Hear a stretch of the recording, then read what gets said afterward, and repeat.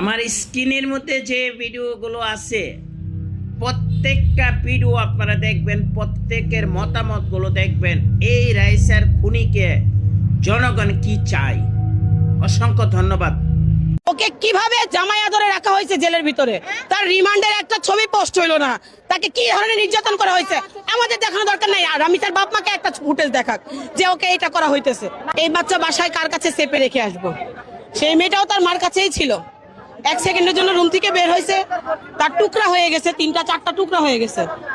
আমরা বাংলাদেশের ম্যাক্সিমাম লোক হাজব্যান্ড ওয়াইফ উভয়ে চাকরি করতে হয়, জব করতে হয়, কর্মজীবী আমরা সবাই, না হলে আমাদের পেটে আহার জুটবে না।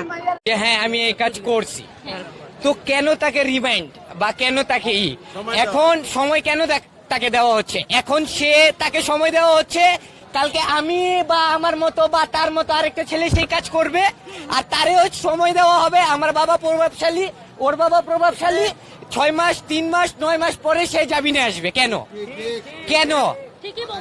আর আমাদের এই যে মেয়ের সাথে কাজ হয়েছে তার বয়সটা কত? সে ঠিক করে নিজের হাতে ভাত খাইতে পারে না কেন? আর সে কোথায়? বাইরে গার্ডেনে। আমি চ্যালেঞ্জ করে বলতে পারবো, জীবন সরকার আর আইন রায় বিচার করতে পারবে না, আমাদের হাতে দিয়া দাও। বিচার বলে গেছে যে করব, কিন্তু করলে এটা বিচার সঙ্গে সঙ্গে করা যেতে পারতো। কারণ সে সোহেলারা শিকার খায় গেছে যে আমি এটা করেছি, তার সঙ্গে সঙ্গে তাকে বিচার করা হতো, কিন্তু 4 দিন হয়ে গেছে, আজ পর্যন্ত কোনো বিচার হয়নি। এখন পর্যন্ত